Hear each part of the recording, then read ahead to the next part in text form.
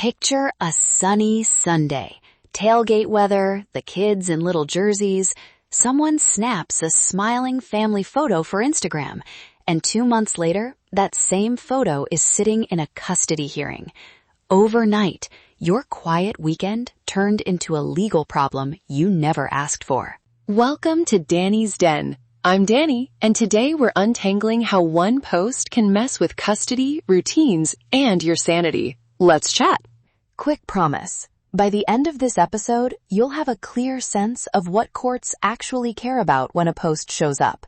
2 short scripts you can use today, simple documentation steps, and a tiny music trick to keep game days calm. So, what's really at stake when a post ends up in court?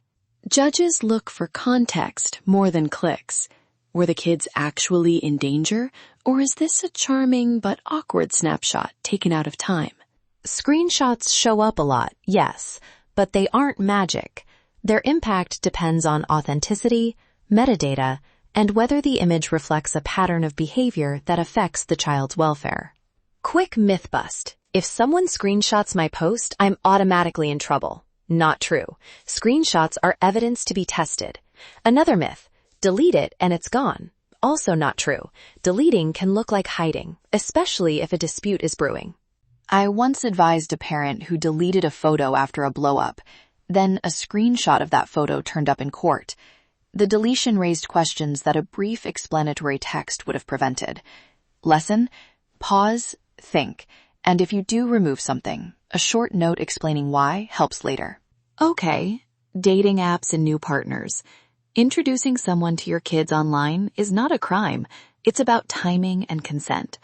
Live videos of bedtime or tagging a new partner in kids' photos without agreement are the kinds of things that create real conflict fast. Here's a line to use with a co-parent. I want the kids to meet people slowly. Can we agree to wait a few weeks before sharing photos online?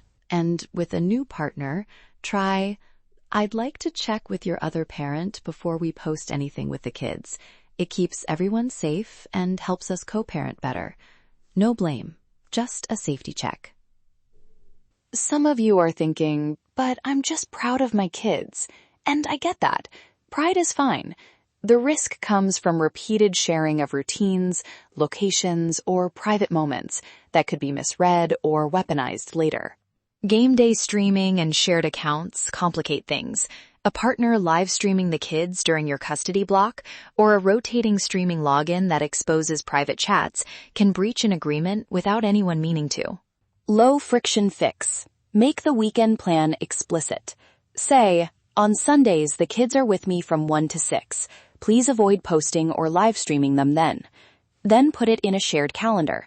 Digital visibility reduces guesswork and creates a neutral record. Documentation doesn't need to be fancy. Save original photo files when you can, keep messages in the app, and use calendar screenshots as proof of agreed times.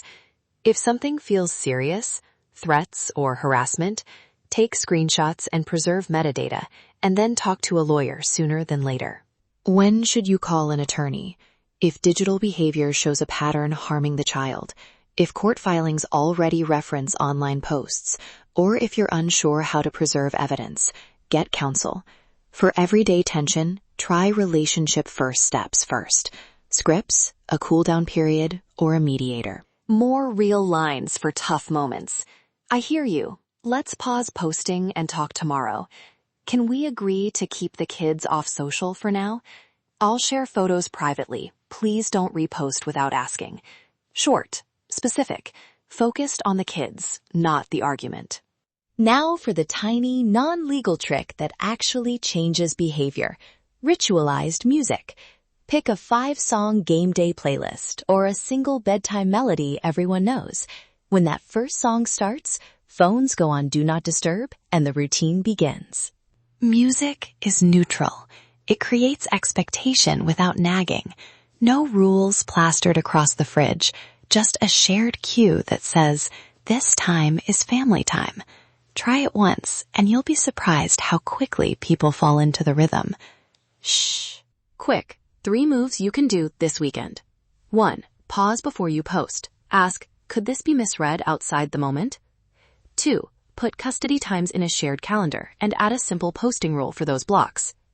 3. Use a playlist as your signal. Game on, phones down. If any of this lands on something real in your life, remember, this is general guidance, not personal legal advice. If you have a specific legal issue, please send me a direct message or email me at danielle@thelegalassistancecenter.net to book a free 30-minute consultation to see if I can help. Thanks for listening to Danny's Den. If this episode helped, subscribe so you don't miss next week's mix of law, love, sports, and music. Let's chat.